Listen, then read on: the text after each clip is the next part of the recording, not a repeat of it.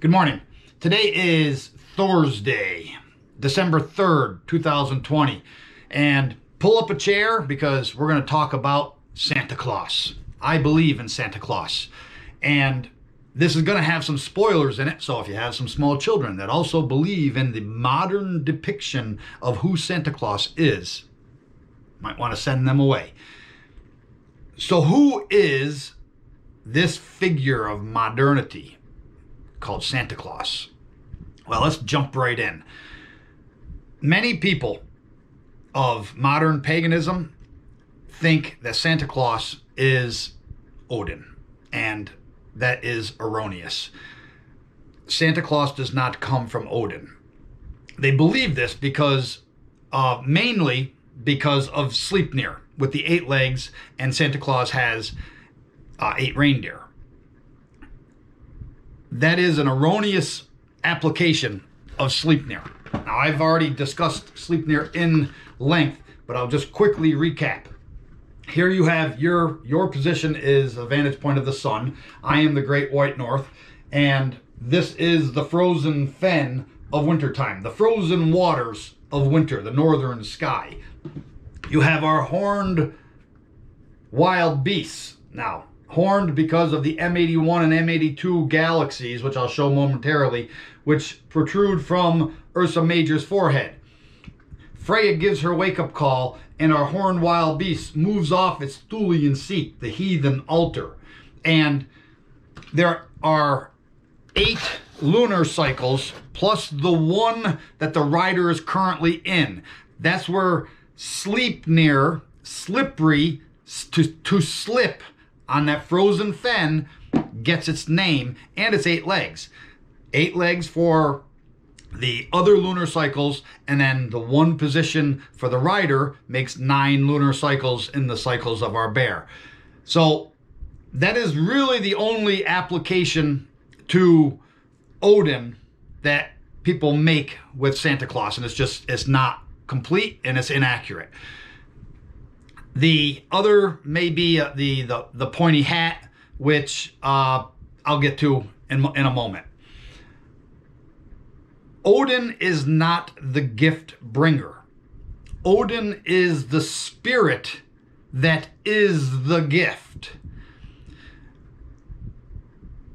Thor has a traveling companion, Loki, in Thrymskvitha. Loki is not the blood brother of Odin. Loki is not the brother of Thor. He is a traveling companion to get Thor's hammer back. Now, the Abrahamic translations of our Poetic Edda say that this loss of Thor's hammer is because, well, they suspect it's because there is no thunder in the wintertime. You know what else is not in the wintertime in the northern lands? Is fertility. The season of Samhain passed, where seeds were sown, and you have our bear in nature, Ul, is pregnant. The earth is pregnant from the sowing of seeds, and our ancestors, following the cycles of our bear in nature and the cosmos, are pregnant. But the rest of earth is dormant. It is covered in ice and snow. And this spirit of Odin that is being delivered by Thor is the spirit of our bear. That is what Valhalla is. It is the rebirth, the reincarnation of valiant ancestors, great-grandfather, grandfather, into the young, which will be born in spring. And that is what the loss of the hammer represents, the loss of fertility. Getting the hammer back is getting fertility back into the land after the Fimbul winter. In the Thrymskvitha, with the loss of the hammer and Thor going to get that back with his traveling companion, Loki, who is a dark giant. That must be remembered. Loki is a giant. He represents darkness. Thor, for our maiden goddess Freya, puts on a wedding dress. So here you have you see the long coat of Santa represented in that wedding dress. You have a veil that he puts on to hide his face, and he's sometimes called Redbeard. So he has this veil, this wedding veil put over his face. But what about the pointy hat? Well, we can look to our sagas, and I'm going to point to one in particular here, and it's the saga of Grettir, and I'll just read you this little portion. In the saga of Grettir, now Grettir he represents our bear. When you read that saga, pay attention to the cycles and the movements. Grettir happens across a man who introduces himself as Air, A-I-R. Air is moving from the north over the keel. He was huge to behold on horseback. He had a good horse and an embossed bridle, well wrought. Another horse he had in tow and bags thereon. So you have two. This man had withal a slouched hat on his head, nor could his face be clearly seen. So you have a pointy hat, and you have a veil, and you have two horses. Now, this name, Air, in the Old Norse means great-grandfather. So you have great-grandfather moving over the keel. Great-grandfather moving over the keel toward spring when we have rebirth. Another important aspect of that section of the saga of Grettir is when Grettir tried to grab the snaffle rings of the bridle that was on Air's horse. It says, Grettir looked into the hollow of his hands and saw that this man must have strength and claws rather than not. And he looked after him and said, whither art thou minded to fare? Strength and claws. Important thing to remember, those claws. We'll get back to them.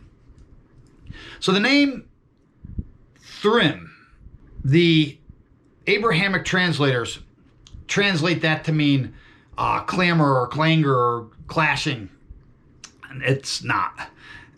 Thrym comes from Thrymja. It means to lie or extend, to spread. Thrymr. That is the name. Thrymr. It means to lie, extend, or spread. Now that is directly tied to our holy lands of the north. The boreal forest. If we look at Thrymskvitha, stanza 5, we see Thrymr sat ohogi, Thursadrotten. Thrym sat on a mound, the giant's master. Well, first, that mound it's only partially described by those Abrahamic translators, because that mound is properly a sepulcher mound or a cairn where the dead would be buried. So we have Thrym is the giant's master, and he's sitting on a mound where the dead are buried. Where is that? Well, our ancestors buried their dead in the groves, the taiga. Now, they would plant yew trees above the graves of their ancestors, and then during the winter time, when they were hunting the bear, the horned wild beasts, they would preserve the skull and leg bones, memory and life. They would take them into these holy groves of Udalir, and they would hang those skull and leg bones on those yew trees that their ancestors would be buried under. So we have a valiancy below, and you have a valiancy above. Strength and strength. In the spring, when our ancestors would give birth from Valhalla and nature would give rebirth. This was the ancestors being reincarnated into the worthy young. So who is this Lord and Master that is sitting on the mound over this cairn? Remember, it's wintertime. What's happening in the wintertime? Jormungandr is spewing its poison drops into the sky. You have the northern lights, Aurora Borealis. That name Thrym represents another name for the Midgard serpent, Jormungandr. So you have this holy land of the north where our valiant ancestors are buried, where our bear is taken in honor into those groves. The biggest grove of all is the boreal forest, where god Ullr lives. And you have, at this time of year, you have pagan representations of that being placed into your homes. You put a yew tree. You erect a yew tree and decorate it for the season. You put a wreath possibly on your front door or on your wall. That represents, that round wreath, it represents the Holy Lands, represents the groves, it represents the cairn, the burial grounds of our ancestors, our valiant ancestors awaiting rebirth from Valhalla. And you have a warrior who is a hero hunter, Thor, red and white class. Now, the reason I say Thor is red and white class is because in antiquity, the warrior class was considered the red class. The ruling class was considered the white class. So you have Thor, a warrior, hero hunter, red class. But just like today, you have people who maybe they served in the military, warrior class, or paramilitary, law enforcement, warrior class. You have, they transition from the warrior class into the white class, the ruling class. And sometimes those lines cross. Sometimes the warrior chieftain was the ruling chieftain. So you have a red and a white. They're interchangeable. And this is why in the modern depiction of Santa Claus, you have red and white with black boots. Get back to those black boots. So in autumn, you have our bear on the northern horizon, the Thulian seat. This is Hundla, and Freya gives her wake-up call, and as the year progresses, that bear goes up into the sky. Sleipnir. Hundla, her name means howler. Just like Ul in nature, the bear in nature, his name means howler. So these two bear, just like two horses, they are linked together, Ullr and Hundla, and they're linked to the boreal forest and its rotation. And Thor has made an eternal vow to lead that bear in, to always be with that bear and to bring in fertility in the spring, which is called Vor, the Fur-Or. It's the beginning of the northern pagan year. These two bear are called Tanjostur and Tangrisnir. Now, there's a story in the Prose Edda of Thor journeying to Utgard, and it's where he gets Thialfi as a traveling companion there. And the way that happens, that transpires in that story, is Thor told Thialfi not to break the leg bones, and Thialfi did anyway. So remember, the leg bones represent life, spirit. The skull represents memory. Thialfi broke those leg bones because he was a thrall, because he had the mindset of a thrall. He abandoned ancient culture and custom and should have known better, but he broke the leg bones anyways. And therefore, he accompanied Thor thereafter. And this concept of the skull and leg bones, which they weren't just taken up to the woods and hung on a tree. They were treated with extreme care. Sometimes the skull was painted up very decoratively.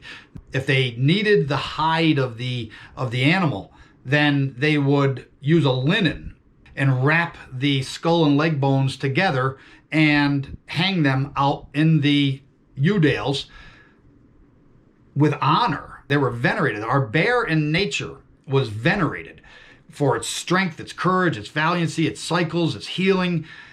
They had many names. I've discussed this in the past. The custom of carving pumpkins for Samhain that we have now comes from that painted skull and leg bones out in the forest. Now, in the Thrimskvitha, Heimdall, who's called the whitest of gods, says that Loritha will make the journey instead of maiden goddess Freya. Because remember, Thrym wanted, as part of giving back Thor's hammer, wanted to wed our maiden goddess Freya. That shows the fertility aspect. Freya represents fertility, as does Frey. So having her go away into the dark lands represents this loss of fertility. Just like the hammer, losing the hammer represents this loss of fertility. But Heimdall says Loritha, Thor, will go in her stead. This name, Loritha, means Lo-Ritha, the laughing rider. So we have this red and white class figure, the veil and a pointy hat. We have a sleigh. We have of horned wild beasts. We have a full-length garment, red. We have a laughing rider who rides in a sleigh and delivers rebirth in children of valiant ancestors. This is the progenitor of Santa Claus. As well as wearing that wedding dress with the veil, the pointy hat, Thor, or Loritha, ho ho ho, laughing rider, Thor is given Freya's keys. So here we even have the jingling, the keys that are going to be hung on the front of the dress or the coat, whatever you want to use there. The red and white coat of Santa Claus, the jingling of bells, are Freya's keys. And in the Swedish, those keys the word is nycklar. That is the word for keys, nycklar. Now that brings us to Nicholas and the figure called Saint Nicholas. In the etymology of Nicholas, if you look it up, it says that the name means the devil. Now, if you recall, we've pointed out on many occasions that Augustine of Hippo, labeled our bear as the devil. And then that gave the cults of Abraham a divine sanction to go on extermination hunts of our bear in nature, to eliminate the cycles of our bear from our life, to eliminate the veneration of our bear, not only in nature, but from who we are, from trying to extract that from our blood memory. All of that past, all of that valiancy, courage, strength, cycles, they were attacking by labeling the bear, our bear, as the devil. So now I'm going to get into Saint Nicholas and Sinterklaas. I've taken some notes, and I'm just going to read some of the things. Now remember what I said about all of those elements of Thor: protector of children, protector of maidens. He goes across the frozen fen, the frozen sea. Remember all of that as we go through this. He had a traveling companion, a dark traveling companion who was a giant called Loki. Sinterklaas, the patron of children and sailors, had a traveling companion. He was accompanied by the Grumpus, also known as Black Peter. The Grumpus was a wild-looking half-man, half-beast. To the good children, Sinterklaas and the Grumpus delivered a bag of goodies. To the naughtiest children, the Grumpus rattled chains like keys, bells, jingle bells, and threatened to steal them away in his big black bag. And for those less bad, he had switches for exacting lesser punishments. Nicholas Sinterklaas is from Myra, Asia Minor, present-day Turkey. He became a bishop, and little else is known about him except that he loved children.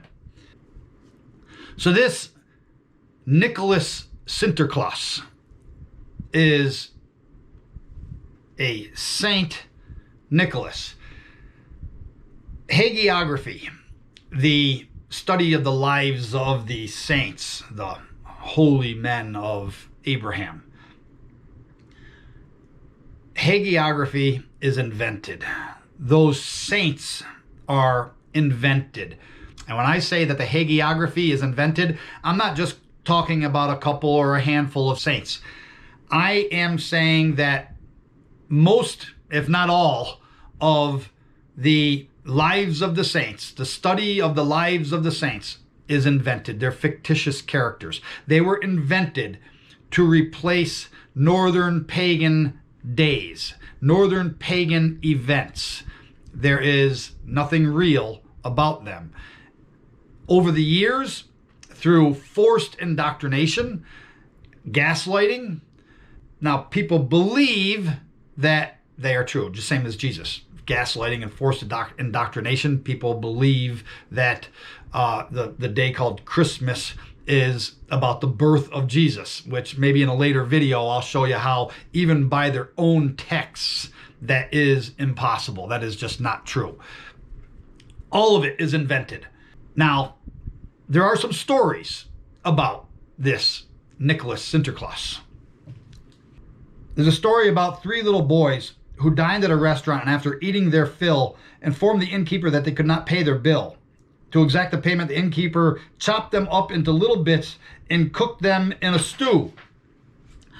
Nicholas heard about this awful deed and came to the inn to find the boys boiling away in the pot. He told the innkeeper that if he, Nicholas, could find one little piece of each boy that was good, he would perform a miracle and bring him back to life.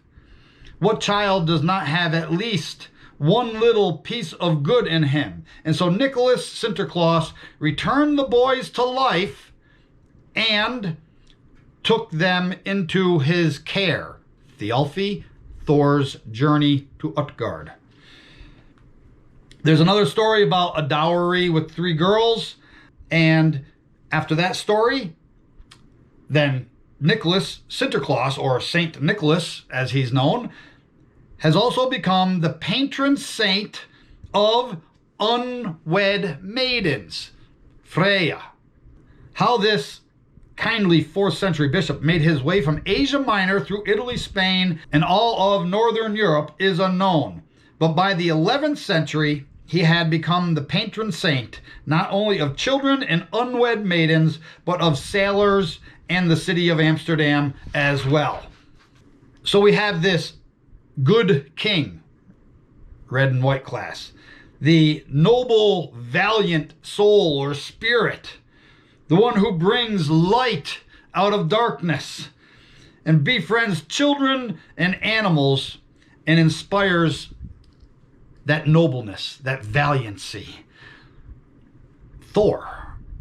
Thor makes an eternal vow once twilight grows dark, roka rokra, and Freya gives her wake-up call, and he travels through the darkness. He battles the 3 giantess maidens of the Fimbulwinter and brings rebirth back to the north. Now there's also crowns and branches. The children are crowned kings and queens, and they take birch branches and they make themselves scepters. Why is this an important aspect of the Sinterklaas story? It is because that represents the worthy young that the valiant ancestors are being born into. Rebirth has been given to those noble. They have been reincarnated into the worthy young. Lod Fobir. Now, with this Saint Nicholas, they say he's from Myra of Asia Minor. Now, before we go into this next aspect of Nicholas, Sinterklaas, there is a constellation called Cetus, and there's a star in the neck or necklace area of Cetus that is called Myra. And a very distinguishing feature of this star is its brilliancy, its ability to sparkle and shine. Now that is very important because Sinterklaas or Nicholas Sinterklaas is said to come from Myra. And Myra is a star in the neck of Cetus. Cetus, the very same whale that swallowed Jonah. This is our book, Northern Paganism, Exposing Abraham. And here is Cetus overhead. That is the autumn sky. That is roka rokra, when twilight grows dark. Now, Cetus is prominent in November. What else happens in that time of year is when the Hero Hunter constellation also begins to come into view. And Cetus is by my middle finger, and the Hero Hunter of the wintertime sky is by my pointer finger. Cetus, Hero Hunter. Now Thor is going to rotate into view more during the winter months as the year progresses toward winter from autumn, from the harvest, Samhain.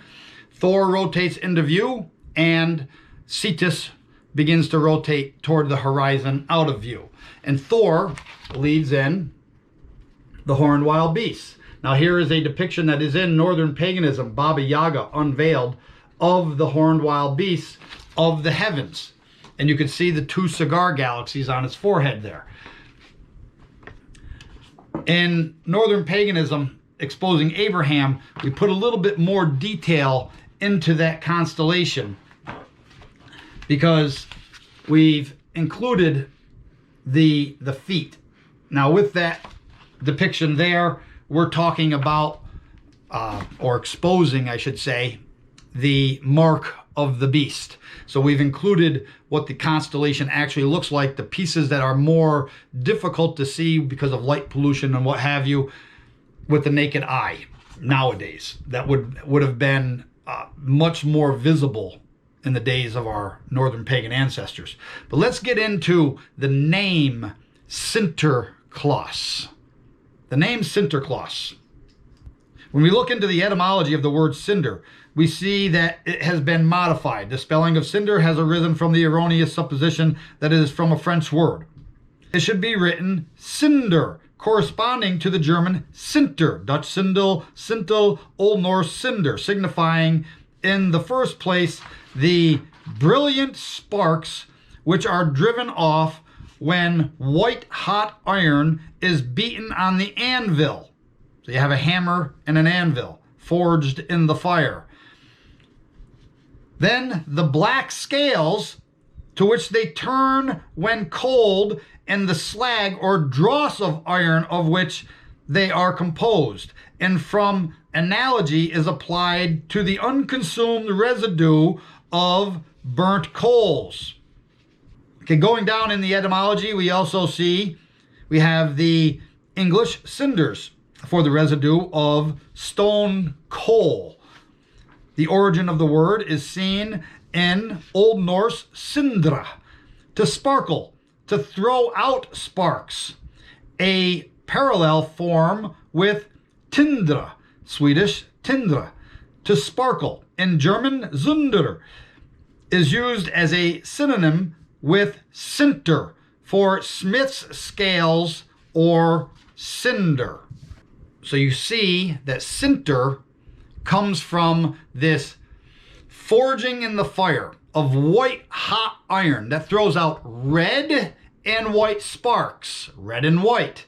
And as those sparks cool and they fall, they turn to black coal, slag. You have red and white and its companion of darkness, coal.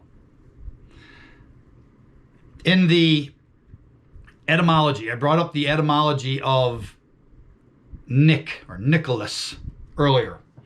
Nick is the proper name, familiar form of Nicholas, as the devil by the 1640s. But the reason for that is obscure. This is what the etymology says. Remember, it was Augustine of Hippo that said the bear is the devil. Then the etymology goes on to say, perhaps in this sense is related to Middle English nicker. It means water demon, water sprite. From the Old English nickor, see Nixie. We look to Nixie. Water fairy, water sprite. Sprite and spirit are etymologically the same. They mean the same. So we see the Old Norse nicker, Old English nickor, water spirit, water monster. Also used to gloss hippopotamus. Then we go to the Old Norse. Nicker, a fabulous water being, mostly appearing in the shape of a gray horse. A gray horse. Remember the Volsunga saga. Sigurd was given advice from Odin to choose the gray horse, Grani, in that saga. And Grani, that gray horse, is an offspring of Sleipnir. So we have Grani, the gray horse, and Sleipnir being born in Rokarokra, the time of Rokarokra. Remember, Loki is of both the mother's half and the father's half. Remember, he's of both. He is gray, and he gives birth to Sleipnir. And as that wake-up call happens, from Freya, Hundla slips across the frozen fen. We have a gray horse called Grani. We have the gray horse of Nicker in the Old Norse. Nick, the spirit, the water spirit that is Odin, being forged in the fire, the red and white class being delivered with a traveling companion who is a dark giant. So when we look at the depictions of Sinterklaas and Grumpus, what do we see? We see that Santa Claus comes from Sinterklaas. And Sinter means to spark or sparkle, red and white. with a dross or a coal that falls away from that red and white class. That Sinterklaas and Grumpus comes from Thor and Loki making their journey to get the hammer back. Thor is the red and white class. Loki is dark giant. Sinter, red and white sparks class. Grumpus is the dross, slag, or black scales. And then you have Santa Claus and coal. There is another element of the Sinterklaas story, mythology, and it also ties directly back to Thor. And that other element, or that other traveling companion, instead of being Grumpus, is Krampus.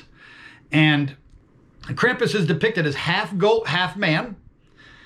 He's got large horns. He's got a sharp, slithery tongue and dagger-like claws. Remember the saga of Grettir, the claws of Krampus, the horns of the horned wild beasts of the heavens, Ursa Major, that Thor made an eternal vow to always lead in. So let me just read you this little section. Internet search revealed this on the origins of Krampus. Santa went on to become a global phenomenon of wholesome goodness and a symbol for children all over the world to aspire to. However, he does have a counterpart that is the total opposite. The Krampus is a hideous-looking creature with large horns, a sharp, slithery tongue, and dagger-like claws. He appears part goat and all horror. He rattles his chains. Remember the chains of Grumpus and the keys on the front of Thor, Freya's keys. Freya's keys. He rattles his chains to warn children of his approach. His birch sticks and fangs frighten the young into being good. But if the children do not heed his warnings, he finds them and drags them down to the underworld where they must remain for a year. This is about the rebirth cycle. If you were not valiant, you didn't get rebirth from Valhalla. The rattling of chains of Krampus and Grumpus, the keys on Freya. Northern paganism. Baba Yaga unveiled. Who is Baba Yaga? This book shows what those religious cults of Abraham did to our goddesses. They made them into these creatures that attack children. Whereas in reality, the mother goddess, our cosmic bear, they bring in this cycle of rebirth from Valhalla of the valiant, something to be looked forward to, not feared. So Krampus is a massive manipulation of our bear. The dagger-like claws fit the claws of air in the Grettir saga, when Grettir came across him and tried to grab the reins of his bridle. There is no doubt that all of these stories in the invented hagiography of Saint Nicholas and Sinterklaas and then Santa Claus comes from Thor leading in our bear with the traveling companion of that dark giant that is a jokester called Loki. So, to wrap this video up, how does Santa Claus go around the world in one night and deliver toys to all the boys and girls? Well, in antiquity, that was not toys. In antiquity, that was sweets, like apples. Apples, something, a fall fruit in the north, and directly associated with a horned wild beast and our bear. But how does Santa Claus, Thor, go around the world in one night? Simple. Thor is the hero hunter.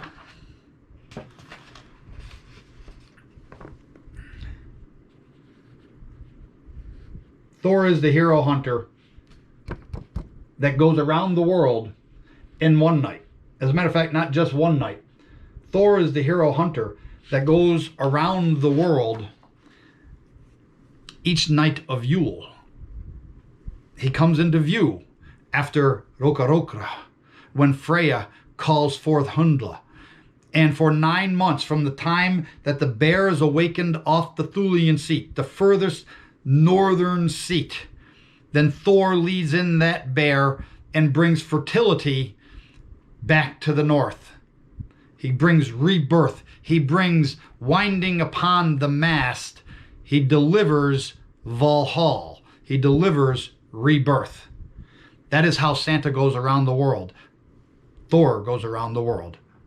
The red and white caste, red and white class warrior with the slag, dross, coal, Loki sidekick. Anyways, that's the end of this video. That is who Santa Claus, Sinterklaas, Saint Nicholas all originates from. It originates from Thor. And I believe in Thor. Until next time, or tills nästa gång. Good health, sir.